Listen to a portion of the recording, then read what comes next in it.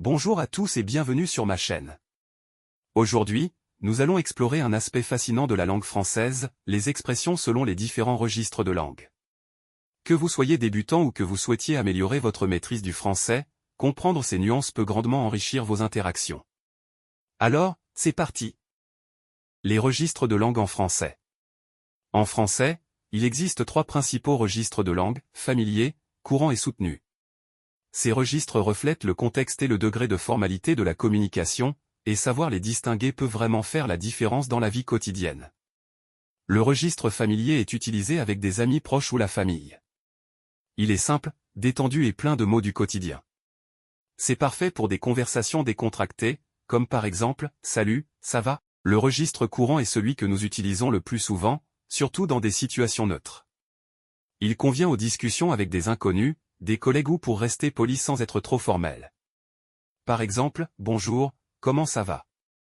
Le registre soutenu est employé dans des contextes très formels, comme des entretiens d'embauche, des discours officiels ou des lettres administratives. Il est plus complexe et montre du respect. Par exemple, « Je vous prie d'agréer mes salutations distinguées ». Comprendre quel registre utiliser et quand l'utiliser vous aidera à mieux communiquer et à adapter votre langage aux différentes situations du quotidien. Maintenant on va découvrir des différentes salutations avec les trois registres. La façon de dire bonjour peut varier considérablement selon que l'on soit dans un cadre informel ou formel. Voyons cela ensemble. Commençons par le premier registre de langue. Le registre familier, on trouve salut. C'est très informel, utilisé entre amis ou en famille. Coucou.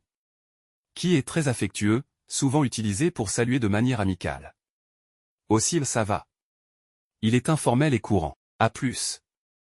C'est une version raccourcie des à plus tard. Avec le registre courant.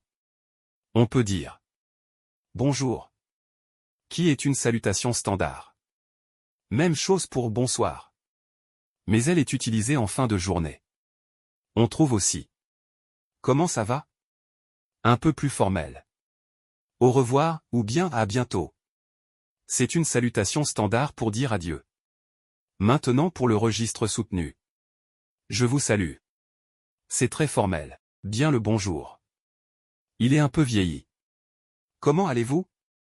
Il est plus formel que comment ça va. On trouve aussi. Je vous prie d'agréer mes salutations distinguées. On l'utilise dans les courriers professionnels. Se présenter est souvent la première étape lors de nouvelles rencontres. Les formules que nous utilisons pour nous présenter varient également en fonction du contexte.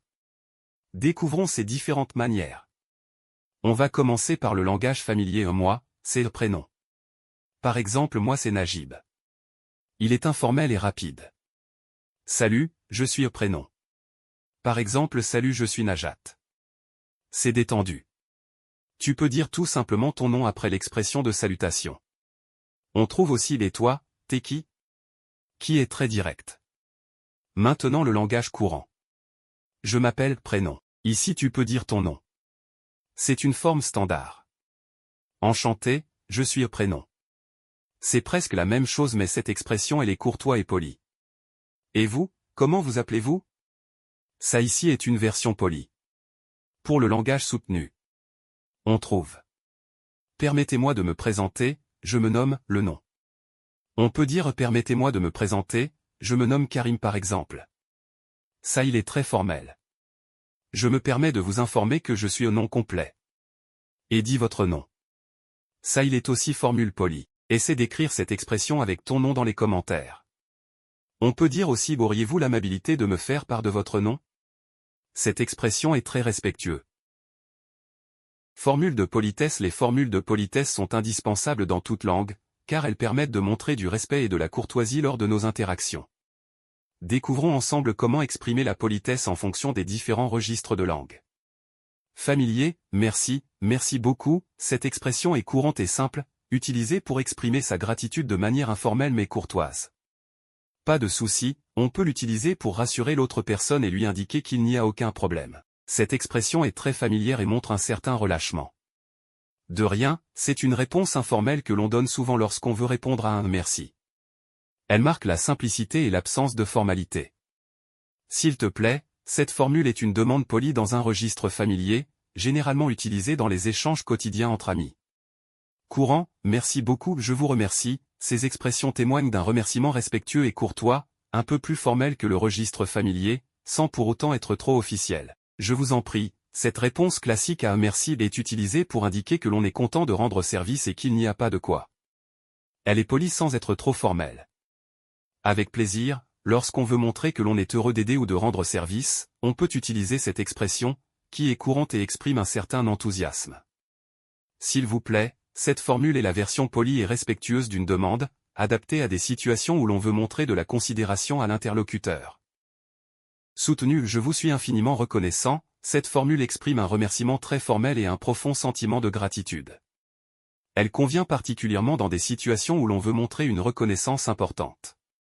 Je vous exprime toute ma gratitude, utilisée souvent dans des correspondances officielles, cette phrase est une manière élégante de remercier de manière soutenue et respectueuse. Je vous en suis redevable, cette formule marque un sérieux et une reconnaissance importante, souvent employée pour montrer à quel point on est conscient de l'aide reçue. Auriez-vous l'amabilité de, cette formule est un excellent exemple d'une demande faite de manière extrêmement polie et respectueuse. Elle montre un profond respect pour la personne à qui l'on s'adresse. En résumé, les formules de politesse varient en fonction du contexte et du degré de familiarité entre les personnes. Utiliser le registre approprié est essentiel pour adapter la conversation à la situation et pour démontrer le niveau de respect souhaité. Voilà, nous avons exploré ensemble plusieurs expressions françaises en fonction des registres de langue. Comprendre ces nuances vous aidera à mieux communiquer selon le contexte et la relation entre les personnes. N'oubliez pas, apprendre une langue, c'est aussi s'adapter à son environnement, alors variez vos expressions selon la situation. N'oubliez pas de liker, partager, et de vous abonner pour plus de vidéos sur l'apprentissage du français. À la prochaine!